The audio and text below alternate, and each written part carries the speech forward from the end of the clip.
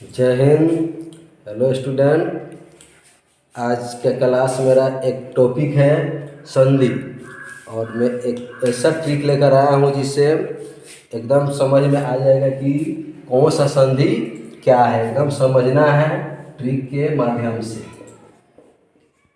कि संधि के किस तरह हम पहचान सकते हैं, किस तरह जानेंगे कि कौन सा संधि स्वर्ण संधि है, कौन व्यंजक संधि है, कौन विसर्ग संधि है।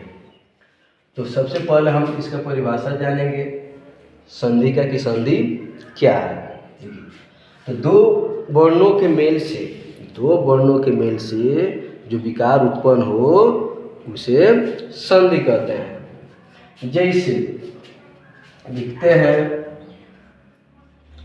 विद्या जोड़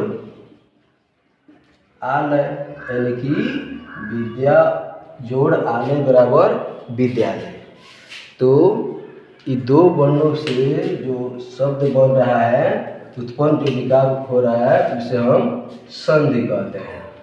ठीक। और संधि जो है, अब जानेंगे कि संधि होता कितने हैं, संधि कितने तरह के होते हैं। ठीक।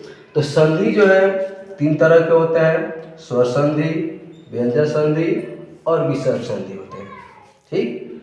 तो अब चलेंगे हम कि स्वर संधि, यानी कि स्वर संधि के जो परिभाषा है वह है कि दो स्वरों के मेल से जो विकार उत्पन्न हो उसे स्वर संधि कहते हैं। जैसे अ जोड़ अ और अ मिल रहा है तो आ हो रहा है, यानी कि ये दोनों स्वर है और दोनों स्वर के मिलने से यहाँ आ जो बोल रहा है वो भी आपका स्वर है।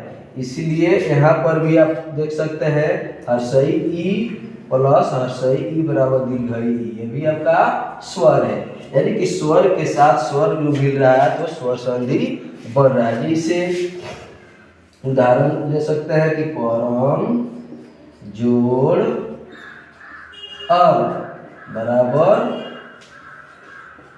परमा, यह हो गया आपका स्वर संधि। ठीक है ना। तो अब देखेंगे हम कि स्वर संधि के भेद कितने होते हैं। तो स्वर संधि के 5 भेद बताए, और 5 भेद ऐसे होते हैं। पहला होता है आपका दीर्घ स्वर संधि, दूसरा होता है गुण स्वर संधि, तीसरा होता है वृद्धि स्वर संधि, और चौथा होता है यंग स्वर संधि, और 5वां जो होता है वो होता है अयादी स्वर संधि। ठीक है। तो अब हम जो है ट्रिक के माध्यम से समझेंगे, जानेंगे कि दीर्घ स्वर संधि के परिभाषा और इसके पहचानने के नियम। चलिए देखते हैं अब कि दीर्घ स्वर संधि किसे कहते हैं या पहचानने के इसका नियम।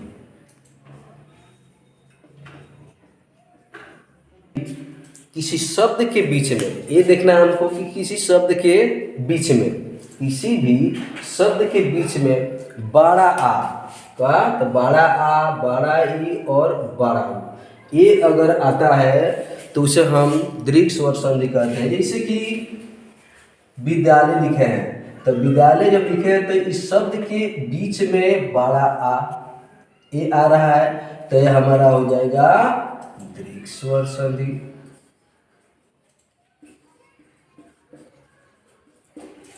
हिमालय, हिमालय में भी यहाँ बड़ा आ रहा है, तो भी आपका क्या हो जाएगा दीर्घ स्वर संधि आ जाएगा। जैसे लिखे है गिरीश, तो गिरीश जो है इसमें भी ये बड़ा ई आ रहा है, बड़ा ई इसमें आ रहा है, इसीलिए ये भी आपका दीर्घ स्वर संधि हो जाएगा।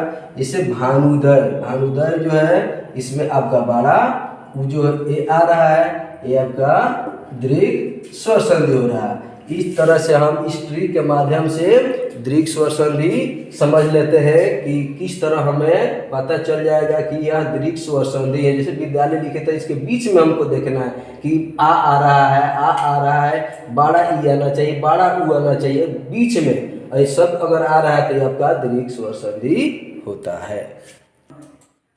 चलिए तो अब हम समझेंगे गुण स्वर संधि।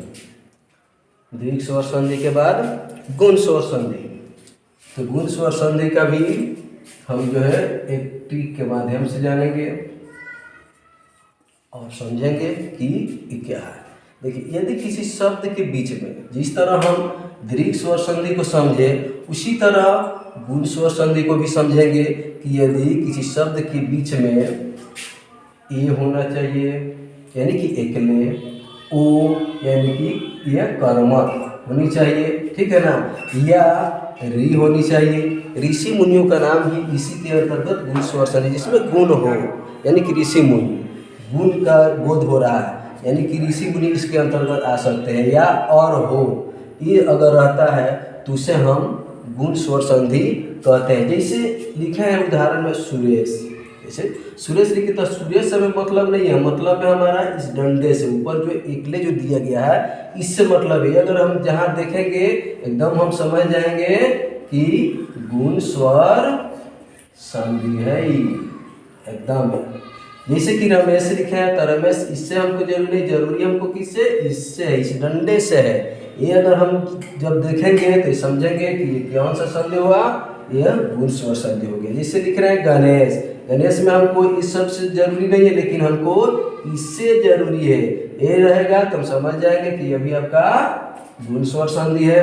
जैसे लिखे यशोदा, यशोदा में बीच में देख रहे हैं कि बीच में यह क्या है, ओ है, जैसे कि यहाँ लिखे हैं यहाँ ओ की मात्रा आना चाहिए बीच में, तो ये भी आपका स्वर संधि हो जाएगा। जैसे महर्षि, हमने पहले बताया कि इसमें ऋषि मुनियों का नाम आता है, तो महर्षि, देवर्षि ये जो भी आएंगे ये आपका गुण स्वर संधि, गुण स्वर संधि हो जाएंगे। जैसे महोत्सव, तो महोत्सव देखिए शब्द के बीच में यहाँ क्या आ रहा है, ओ आ रहा है। जब ओ आ रहा है तो एकदम यह भी आपका हो जाएगा गुण स्वर संधि। तो अब जो हम तीसरा जो हम समझेंगे वो समझेंगे वृद्धि स्वर संधि। तो हम जिस तरह समझे दीर्घ स्वर संधि, गुण स्वर संधि, वृद्धि स्वर संधि, तो जिस तरह हम इस चीज़ को समझे हैं दीर्घ स्वर संधि को, गुण स्वर संधि को, उसी तरह वृद्धि स्वर संधि को भी समझना है। एकदम ट्रिक सेम है एकदम। जिस तरह ये जाने कि किसी शब्द के बीच में, किसी शब्द के बीच में, उसी तरह वृद्धि स्वर संधि भी है कि यदि किसी शब्द के बीच में, केवल बीच में ही देखना है, इधर उधर नहीं देखना है। किसी शब्द के बीच में बाड़ा ओ ये मात्रा आना चाहिए, दुगो बाड़ा ओ या डंडे के ऊपर दो होना चाहिए अर्थात ओ, ये अगर आ रहा है तो इसे हम वृद्धि स्वर संधि कहते हैं। जैसे कि दंतोष्ट, दंतोष्ट लिख रहे हैं तो बीच में, शब्द के बीच में देखिए, शब्द के बीच में डबल ए आ रहा है ना, तो इसी को हम क्या कहेंगे, वृद्धि स्वर संधि कहेंगे, वृद्धि स्वर संधि ये हो जाएगा। जैसे कि राजेश्वर, तो यहाँ देखिए दुगो आ रहा है, तो इसको बीच में हम जब देखेंगे तो समझ जाएंगे कि एकदम वृद्धि स्वर संधि। यानी कि गुण स्वर संधि जब हम समझे थे तो गुण स्वर संधि में एगो था, तो वृद्धि स्वर संधि में कब होगा, दूगो होगा। यानी कि गुण स्वर संधि से वृद्धि संधि जो भी है कहीं ना कहीं बड़ा है, इसीलिए इसकी मात्रा से, गुण स्वर संधि के मात्रा से वृद्धि स्वर संधि की मात्रा ज़्यादा होनी चाहिए। इसीलिए एगो था तो इसमें कईगो, दूगो की मात्रा होनी चाहिए। इसी से एकदम हमको गाइड लगा लेना, समझ लेना है कि यह वृद्धि स्वर संधि है। जैसे महोजस्वी लिखा गया है, तो महोजस्वी यानी कि शब्द के बीच में देखिए यहाँ इस डंडे पर, यहाँ जो डंडा खींचा गया, डंडे पर दूगो कार है यहाँ खींचा हुआ है, तो इससे हम समझ जाएंगे कि आपका कौन सा संधि हो जाएगा, वृद्धि स्वर संधि हो जाएगा। जैसे कि लिखे हैं परमौषध, परमौषध इस शब्द के बीच में देखिए, यहाँ बीच में इस चीज को हमको देखना है, इस सबसे हमको जरूरी नहीं है, केवल बीच में देखेंगे कि यह क्या हमें बता रहा है। डबल जो डंडा इस पर लिखा हुआ है जो हम परिभाषा में दिए हैं, इसी से एकदम समझ जाएंगे कि आपका वृद्धि स्वर संधि है, ठीक है। तो अब हम जो है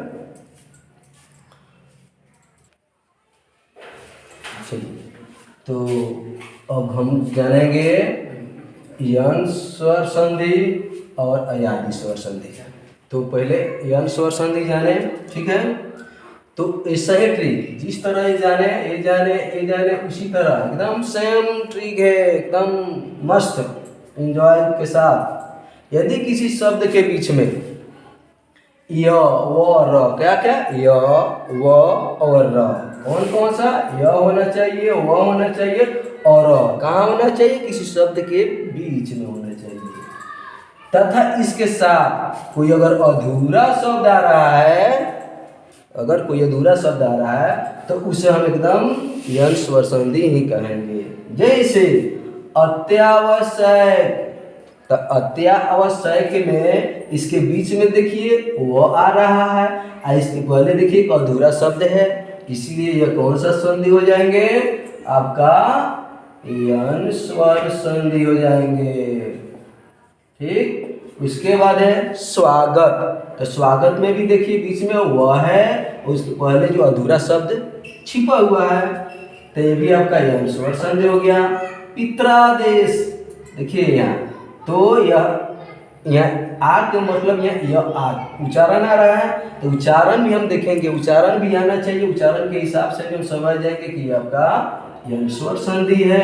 अब इसके बाद जो हम जानेंगे सबसे लास्ट वाला अयादी स्वर संधि, और अयादी स्वर संधि एकदम इजी है, एकदम इजी, आप समझिए कि सबसे आसान यही है। तो यह है कि किसी शब्द के बीच में, जिस तरह शब्द जाना है कि किसी शब्द के बीच में, तो इसी तरह ये जानेंगे कि ये भी किसी शब्द के बीच में कौन कौन, य और व, य और व, यही दो शब्द जो है आना चाहिए, उसे हम एकदम कहेंगे अयादी स्वर संधि, अयादी स्वर संधि है। जैसे कि लिखे हैं पवन, तो बीच में देखिए वो आ गया, नयन तो बीच में यह है, गायक में बीच में यह है, पावक लिखे तो बीच में वह है, भवन है तो इसमें भी वह है, शरण लिखे हैं तो इसमें भी है, यानी कि इसी के बीच में ये दोनों शब्द जो है मिलना चाहिए, आना चाहिए, इसीलिए जो ये आएगा तो हम अयादी स्वर संधि कहेंगे। और जो है इस ट्रिक के माध्यम से हम एकदम जो है समझ चुके हैं कि अब हमें कोई दिक्कत नहीं होगा। अब स्वर संधि हो या स्वर संधि के जितने यह हम बताए हैं, दीर्घ स्वर संधि, गुण स्वर संधि, वृद्धि स्वर संधि, यन स्वर संधि और अयादी स्वर संधि, तो एग्जाम में सबसे ज़्यादा क्वेश्चन जो है इसी से पूछे जाते हैं, स्वर संधि से ही पूछे जाते हैं। तो मैं एक ट्रिक के माध्यम से समझा दिया हूँ कि कोई भी दिक्कत नहीं होना चाहिए। अब मैं आगे की क्लास जो है मैं चलूँगा कहाँ, तो व्यंजन संधि में। ठीक, तो आज के क्लास मेरा यहीं तक है।